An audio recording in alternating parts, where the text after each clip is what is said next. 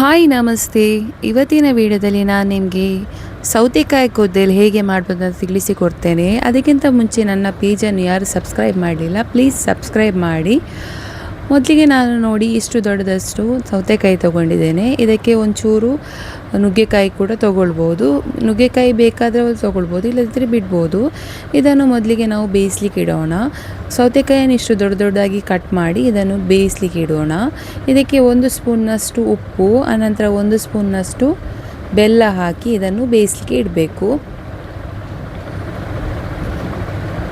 ಆನಂತರ ನಾವು ಮಸಾಲೆಗೆ ರೆಡಿ ಮಾಡೋಣ. ಇದಕ್ಕೆ ಬೇಕಾದಂಥ ಸಾಮಗ್ರಿಗಳು: 1 ಸ್ಪೂನ್ನಷ್ಟು ಕಡಲೆಬೇಳೆ, 1 ಸ್ಪೂನ್ನಷ್ಟು ಉದ್ದಿನಬೇಳೆ, 1 ಸ್ಪೂನ್ನಷ್ಟು ಸಾಸಿವೆ, ಆನಂತರ 1 ಸ್ಪೂನ್ನಷ್ಟು ಜೀರಿಗೆ ಮತ್ತು 7ರಿಂದ 8ರಷ್ಟು ಬ್ಯಾಡಗಿ ಮೆಣಸು. ಎಷ್ಟು ಡೀಟೇಲ್ಸ್ ಆಗಿ ನಾನು ಡೀಟೇಲ್ಸನ್ನು ಡಿಸ್ಕ್ರಿಪ್ಷನಲ್ಲಿ ಹಾಕಿರ್ತೇನೆ, ಎಷ್ಟು ಹಾಕಬೇಕಂತೇಳಿ. ಈಗ ಮೊದಲಿಗೆ ನಾನು 7ರಿಂದ 8ರಷ್ಟು ಬ್ಯಾಡಗಿ ಮೆಣಸು ತೊಗೊಂಡಿದ್ದೇನೆ. ನಿಮಗೆ ಬೇಕಾದರೆ 10 ಕೂಡ ತೊಗೊಳ್ಬೋದು. ಖಾರ ನೋಡಿ ನೀವು ಹಾಕಿ. ನಾನು 8 ಬ್ಯಾಡಗಿ ಮೆಣಸು ಇಲ್ಲಿ ತೊಗೊಂಡಿದ್ದೇನೆ. ಇದನ್ನು ಮೊದಲಿಗೆ 1 ಸ್ಪೂನ್ ಎಣ್ಣೆ ಹಾಕಿ ಚೆನ್ನಾಗಿ ರೋಸ್ಟ್ ಮಾಡಿ. ಇದು ರೋಸ್ಟ್ ಆದಮೇಲೆ ಅದೇ ಪ್ಯಾನಿಗೆ ನಾವೀಗ 1 ಸ್ಪೂನ್ನಷ್ಟು ಉದ್ದಿನಬೇಳೆ ಹಾಕ್ತಿದ್ದೇನೆ ನಾನು.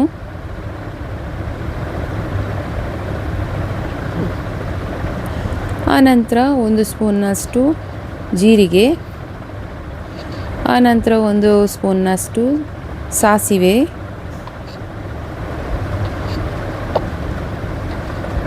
ಆನಂತರ 1/4 ಸ್ಪೂನ್ನಷ್ಟು ಮೆಂತೆ, ಮತ್ತು 1 ಸ್ಪೂನ್ನಷ್ಟು ಕಡಲೆಬೇಳೆ, ಆನಂತರ ಇದಕ್ಕೆ 3 ಸ್ಪೂನ್ನಷ್ಟು ಕೊತ್ತಂಬರಿ ಹಾಕಬೇಕು, ಕೊತ್ತಂಬರಿ ಬೀಜ. ಬೇಕಾದರೆ ಇದಕ್ಕೆ ಸ್ವಲ್ಪ ನೀವು ಅಕ್ಕಿ ಕೂಡ ಹಾಕ್ಬೋದು. 1 ಸ್ಪೂನ್ನಷ್ಟು ಅಕ್ಕಿ ಹಾಕಿದರೆ ಸ್ವಲ್ಪ ಪದಾರ್ಥ ಸ್ವಲ್ಪ ತಿಕ್ಕಾಗಿ ಬರುತ್ತೆ. ಇಷ್ಟು ಐಟಮನ್ನು ಚೆನ್ನಾಗಿ ರೋಸ್ಟ್ ಮಾಡಿ, ಇದರ ಪರಿಮಳ ಬರುವ ತನಕ ರೋಸ್ಟ್ ಮಾಡಿ. ನಂತರ ಇದನ್ನು ಜಾಸ್ತಿ ಕಪ್ ಮಾಡಲಿಕ್ಕೆ ಹೋಗಬೇಡಿ, ಇದರ ಟೇಸ್ಟ್ ಹೋಗುತ್ತೆ.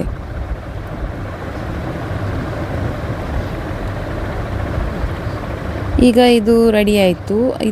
ಈಗ ಇದೇ ಪ್ಯಾನಿಗೆ ನೀವು ಒಂದು ಅರ್ಧ ಗಡಿಯಷ್ಟು ತೆಂಗಿನಕಾಯಿ ಹಾಕಬೇಕು. ಇದಕ್ಕೆ ಜಾಸ್ತಿ ತೆಂಗಿನಕಾಯಿ ಬೇಕಂತಿಲ್ಲ, ಒಂಚೂರು ಒಂದು 1/4 ಕಪ್ಪಿನಷ್ಟು ಇದ್ದರೆ ಸಾಕು. ಇದಕ್ಕೆ ಸ್ವಲ್ಪ 1 ಸ್ಪೂನ್ನಷ್ಟು ಅರಶಿನ ಹಾಕಿ ಇದನ್ನು ಚೆನ್ನಾಗಿ ರೋಸ್ಟ್ ಮಾಡಿ. ತೆಂಗಿನ ತುರಿ ಲೈಟ್ ಬ್ರೌನ್ ಆಗೋ ತನಕ ರೋಸ್ಟ್ ಮಾಡಬೇಕು. ಇದಕ್ಕೆ ಸ್ವಲ್ಪ ನಾವು ಕರಿಬೇವು ಸೊಪ್ಪು ಹಾಕಬೇಕು.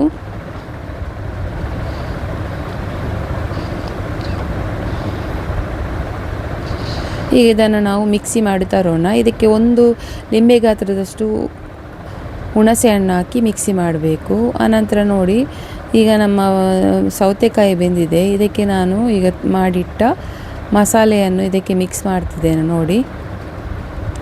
ಈಗ 1 ಕುದಿ ಬರಲಿಕ್ಕೆ ಇಡಬೇಕು.